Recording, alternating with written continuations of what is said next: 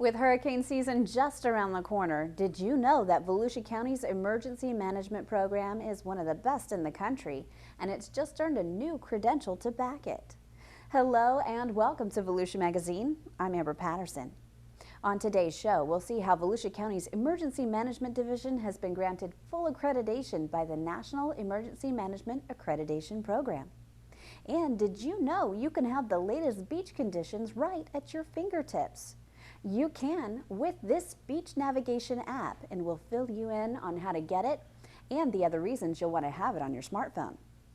We'll also bring you a special invitation for Volusia County's National Trails Day celebration in New Smyrna Beach. And later on in the show, Community Information Director Dave Byron will sit down with part 2 of this in-depth interview concerning disaster preparedness with Emergency Management Director Jim Judge. Those segments, news, and more coming right up on Volusia Magazine. Stay tuned.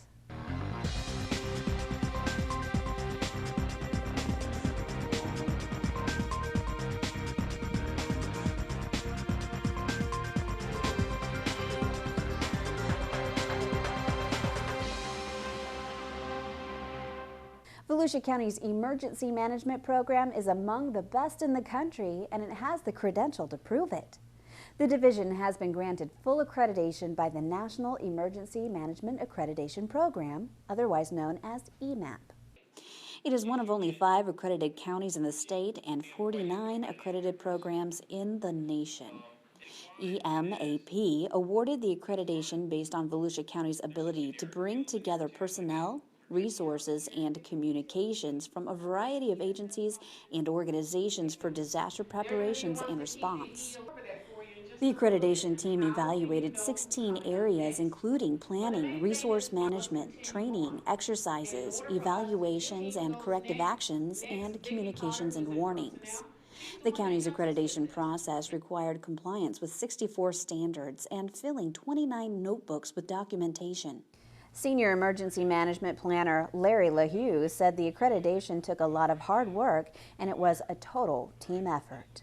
We couldn't have accomplished this without the backing of all the leadership in Volusia County government, as well as the support that we got from all our cities and towns, because they are, of course, all our partners in emergency management. We deal with them on a regular basis in our training and exercise program.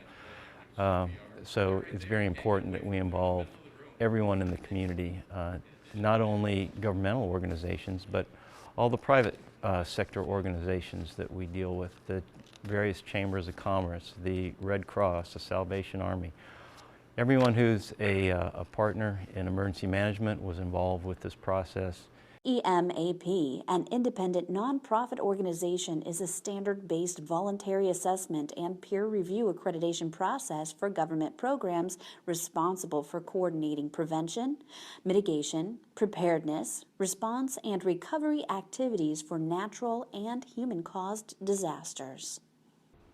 The county's Emergency Management Division is headquartered at the Emergency Operations and Sheriff's Communications Center on Tiger Bay Road, Daytona Beach. The high-tech facility serves as a central coordination center for emergency response, providing working space for county officials, all disaster response functions, and representatives from the county's 16 municipalities. For more information, you can log on to volusia.org/emergency. If you're heading to Volusia County for a day at the beach, finding the latest beach conditions or the closest location for a traffic-free beach area is right at your fingertips. Volusia County's Beach Safety Ocean Rescue's Beach Navigation app launched in 2012 and has assisted thousands of residents and visitors with quick access to important beach information. The smartphone app is free and available for download on iPhone and Android devices through the iTunes Store and Google Play or on the county's website. Using advanced geolocation targeting, the app provides information for the nearest beach access ramps, parking, lifeguard towers, restrooms, food concessions, and more. It also displays beach conditions and streaming video from live beach cameras, and it pulls data from the National Oceanic and Atmospheric Administration as well as Volusia County databases. Chris Dembinski, project manager for the Beach Safety Division, said the app is another tool to provide beachgoers with a safe and enjoyable experience. So the reason we made this app was to increase public safety by using technology. We wanted to put the information in the hands of the public so they could find the place on the beach that was best for them. Give them the information where lifeguard towers are open, ramps that aren't congested, off-beach parking so they could go to a non-driving area of the beach, or if they wanted to go to a driving area of the beach, what area was less busy so they could have a better day and a safer day at the beach. Again, the app is available for free download through the iTunes Store and Google Play, respectively, or on the county's website. You can just visit volusia.org/beach and click on the link on the beach homepage just under the photo. National Trails Day is a great opportunity to get some fresh air and exercise in downtown New Smyrna Beach. The event is June 7th from 9 a.m. to 11:30 a.m. The outdoor event is sponsored by Volusia County's Parks, Recreation, and Culture Division and the City of New Smyrna Beach. It will be staged at 150 Julia Street, just south of City Hall. City and county employees will lead a history walk, while Volusia County Schools will set up Safety City. It's a mini city that teaches kids safety while walking and riding a bike. The River to the Sea Transportation Planning Organization will give away free children's bicycle helmets starting at 9 a.m. And local and statewide vendors will staff information booths. Parks, Recreation, and Culture Director Tim Bailey said this is going to be a fun event for everyone. National Trails Day's annual event brings awareness to Volusia County Trails program and inspires the public and trail enthusiasts to seek out their favorite trails. They can discover and participate in educational exhibits, hikes, and other fun activities. On the day of the event, we'll have the Museum Discovery Center there on site with a live touch tank for live animals. The Humane Society will be there and they'll bring some live animals as well. The Southern Off-Road Mountain Biking Association will have a booth set up. The Lainey Environmental Center will be on site with a booth. DeBerry Hall will be there, as well as the Volusia County Trails program, and our Sports Volusia website will be advertised. It's going to be a great event. I encourage everyone to come out there, bring your family. It's going to be a lot of fun. To learn more about the county's Trails program, you can go online to volusia.org/trails.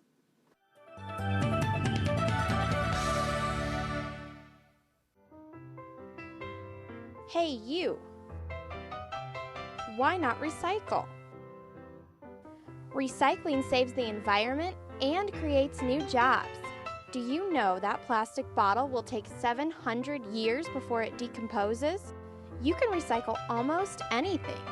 Newspapers, aluminum cans, plastic bottles, and so much more. Good job, Super Recycler! For more information on Volusia County's recycling program, you can visit volusia.org and select Recycling from the drop-down menu. A company in Edgewater is on the cutting edge of new technology for cleaning and sanitizing without the use of harsh chemicals. Reporter Joanne Magley has more in this week's Business Beat.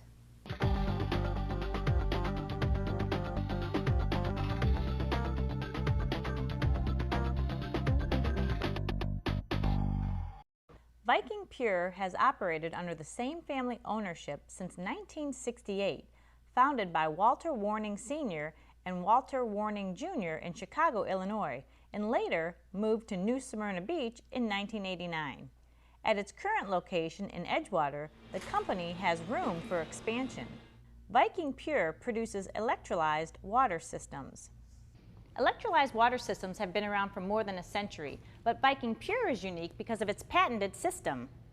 That system can turn water and salt into a non-toxic, germ-killing solution. My dad was approached by somebody who knew about electrolyzed water and told him that the issue was salt in the final product. So my dad, being an engineer, decided to take a look at it, look at all of the different applications that it's being used in, and he fixed the problem. The problem with salt in electrolyzed water is that when you spray it on anything metal or corrosive, the salt will then bring out the rust. Well, the way that we produce our two solutions is you run salt brine through our cell, and we have electrodes in there that separate the salt ions. So you pull the sodium to one side, and that makes sodium hydroxide, which is our cleaning and degreasing solution. And then it pulls the chlorine to the other side, and we have our hypochlorous acid, which is that sanitizer I just discussed. With those two solutions, they are both 100% non-toxic, and meaning you can spray it in your face, you can get it on your skin, it's not going to hurt you. It's safe for animals, safe for children, and it's safe for any type of surface you want to spray it on. Traditional sanitizers or disinfectants used in homes and kitchens must be left on the surface for 10 minutes according to the label. Warning says testing shows that a number of pathogens can be killed in just a matter of seconds using the Viking Pure solution. Pathogens like MRSA in less than 20 seconds, Listeria in 10 seconds, and Salmonella and E. coli in just 5 seconds. Which we kill HIV in 60 seconds.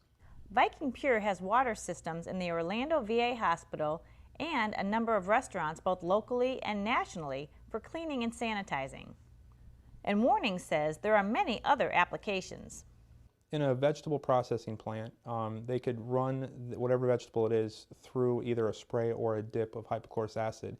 It would kill whether it be E. coli, Salmonella, Listeria on the outside. It would take care of that in just a matter of seconds before it would be processed and then packaged. We have a chicken farm that we're working with that works with a very large meat packing company, and they're using it to sanitize the chicken's drinking water. We do work with a farm, a very well-known farm, an organic farm up in Pennsylvania, and they actually did testing for us. They are a dairy farm.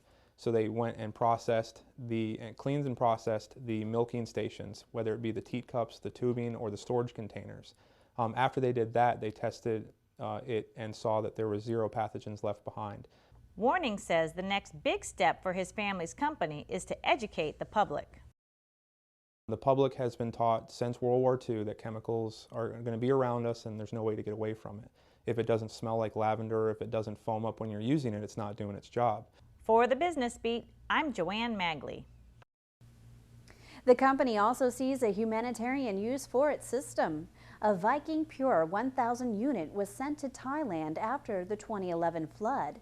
Used to produce thousands of gallons of non-toxic cleaner and sanitizer and given to people for cleaning their homes after the devastation.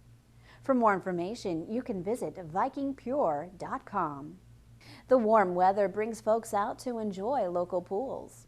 The Volusia County Health Department conducts pool inspections, and Public Information Officer Stephanie Strong takes us out to a local public swimming pool to follow environmental health specialist Suzanne Grubbs to see what is done during a pool inspection in this segment of Community Health Matters.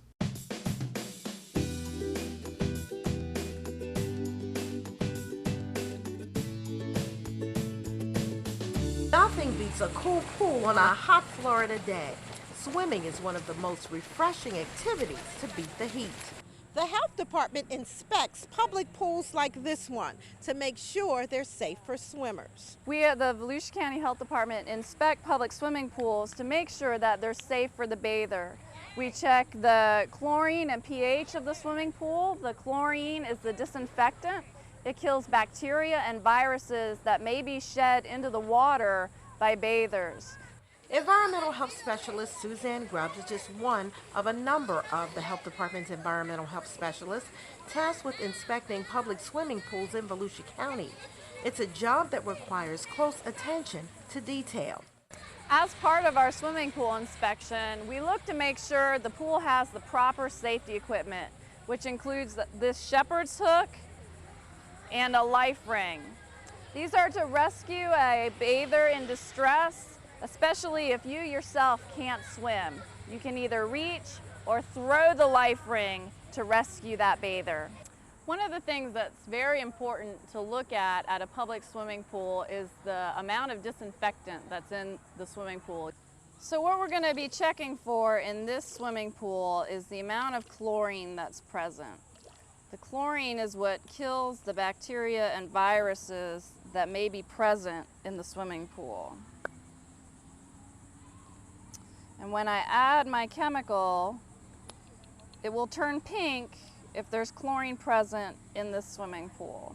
This pool has 4 parts per million chlorine residual in the water, which is effective for killing bacteria and viruses that may be present in the swimming pool water. As part of our inspection, we look to make sure that the pool's chlorine and pH system is effectively delivering chemicals to the swimming pool. The Volusia County Health Department has also been very involved in making sure all public swimming pools and spas are in compliance with the Virginia Graham Baker Federal Pool and Spa Safety Act.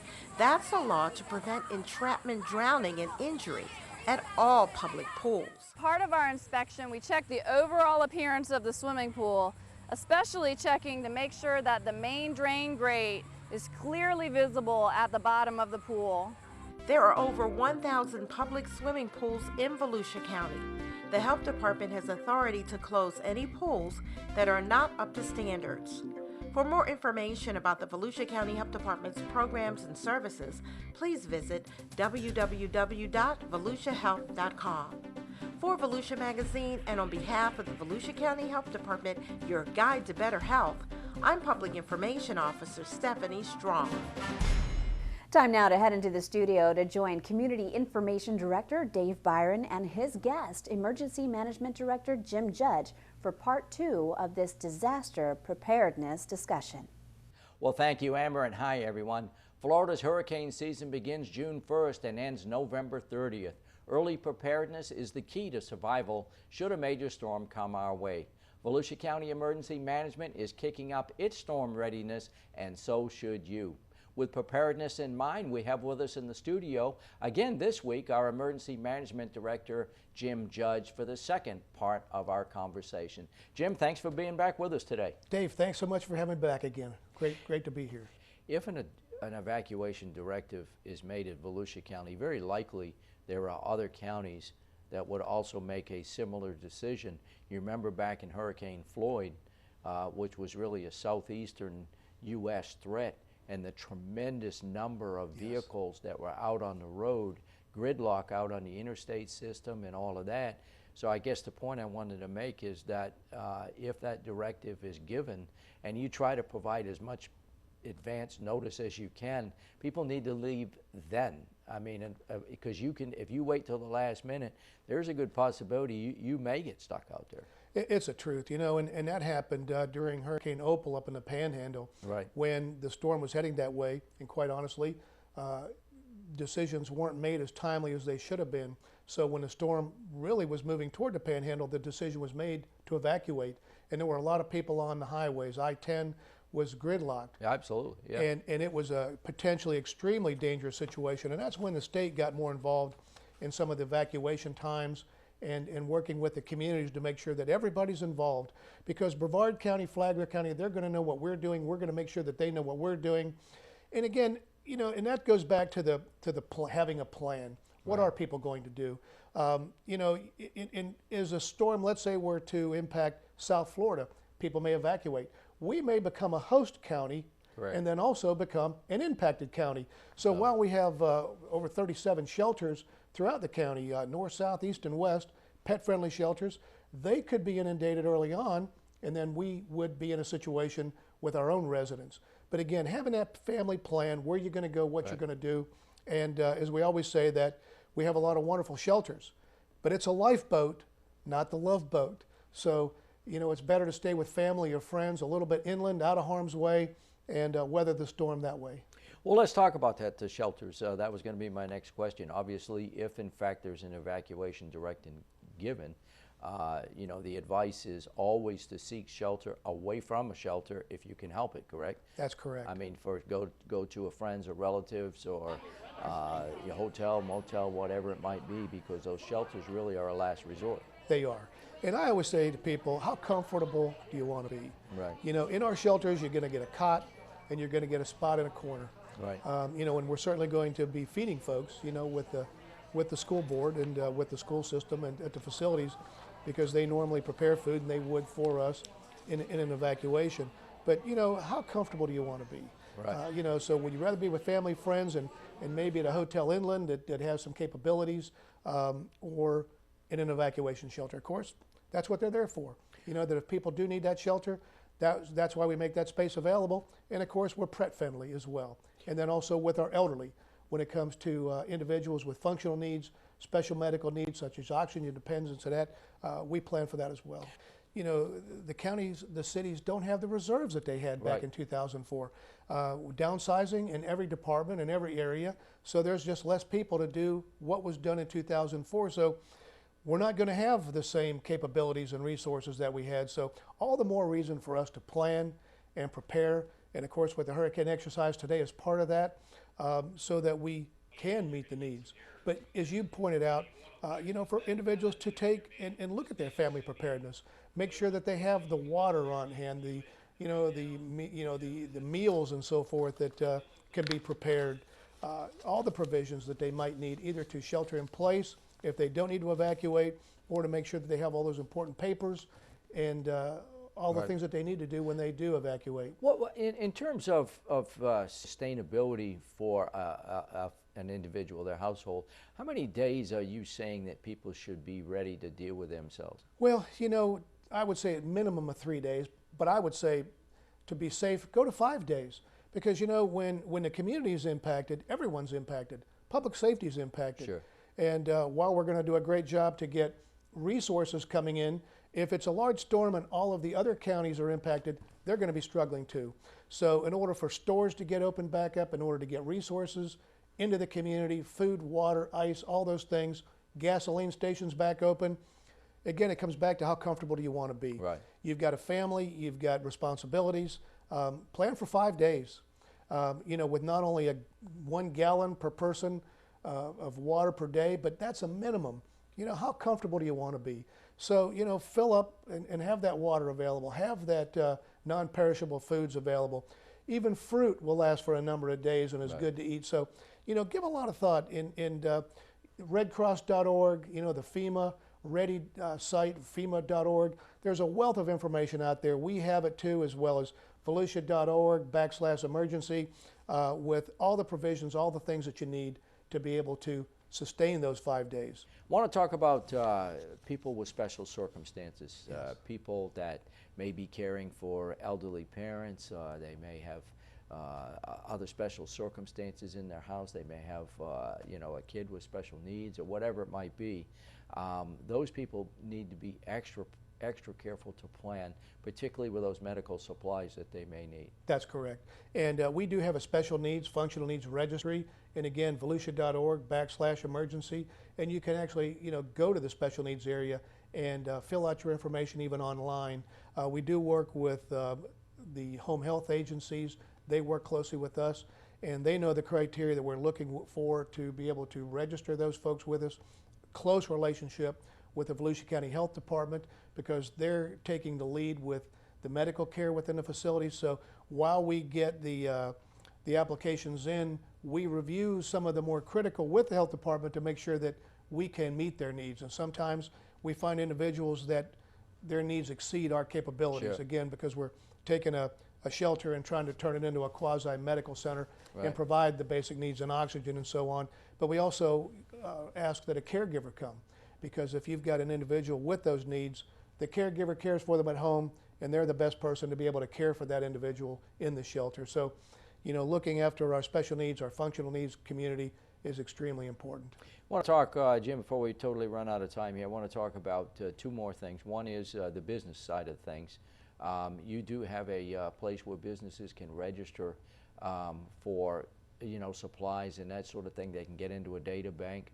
And I think that's the workforce organization that works with the chambers to try to coordinate the resource needs for businesses to get back to operation, as well as to procure items locally if the responders need them. Yes, sir. I'm glad you brought that up, Dave, because as you know, we've talked about getting the business community involved, and actually for the Division of Emergency Management to host a program where we can bring businesses throughout Volusia County together to talk about preparedness and talk about their efforts, to talk about their chain of supply.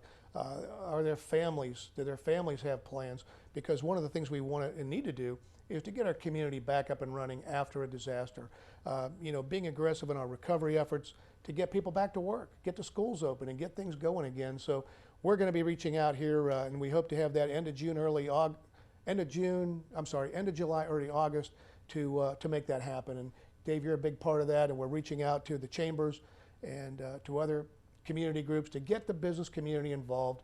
We always reach out to the public. We're working with our public partners, but we've got to get the business community involved as well. Debris pickup is obviously one of the major responsibilities and one of the most expensive components of a disaster response. If I say something inaccurate, correct me, but I believe that, you know, in terms of resources, if you live in a private community, your homeowners association or your organization needs to be prepared to clean those private streets, because you're not going to have pickup from, you know, publicly supported entities. Am I right on that? You're absolutely correct, and a lot of times the homeowner's insurance will cover that debris removal. You know, so just kicking it to the curb isn't necessarily the answer. Right. You know, it's getting it all the way to the landfill. In a lot of these private communities, it's their responsibility to follow through and do that. You know, of course, working with Public Works, and one of the things we're going to be doing here, setting up a meeting to get all the public works, the cities and the counties together to talk about power restoration, talk about Duke Energy and also Florida Power and Light, and making sure that they have access, but then also debris, and then also you know, getting the roads cleared. So, you know, we're doing an awful lot to look at that aspect of it. Then also we're looking at working with the cities and the county to talk about fuel reserves. You know, what does the county have? Oftentimes the cities have their own supply, but you know, it's like, well, if we run, we'll go to the county. So we want to make sure that the cities understand what the county's capabilities are, and then together, you know, come up with a plan that should we need additional fuel or whatever, generators, whatever it might be, where do we go next? You know, is it surrounding counties, or do we have to make that phone call to the state? Well, Jim, I want to thank you for being back with us again this week on Volusia Magazine. The key here, of course, is emergency preparedness, and that's what we're asking our citizens to do, is to get ready for hurricane season. And again, hope we don't have to call upon one another for the rest of the whole summer. Dave, thanks so much for having me back again. Always a pleasure. Our guest today, Jim Judge, Volusia County's Emergency Management Director. And if you want hurricane information, all you have to do is go to the county website, volusia.org, and click on Emergency Management. With that, we'll go back to you, Amber. Thanks, Dave, and thank you for watching Volusia Magazine. If you have any questions about the show, you can give us a call at any of the numbers you see listed here, or you can log on to volusia.org. You can also watch the program online. Just go to volusia.org and click on the Volusia Magazine icon. And we hope you won't forget to listen to Volusia Today. That's Volusia County Government's public information radio broadcast. Volusia Today airs every Tuesday and Sunday mornings on the local radio stations you see on your screen. For Volusia Magazine, I'm Amber Patterson, and I hope you have a great evening.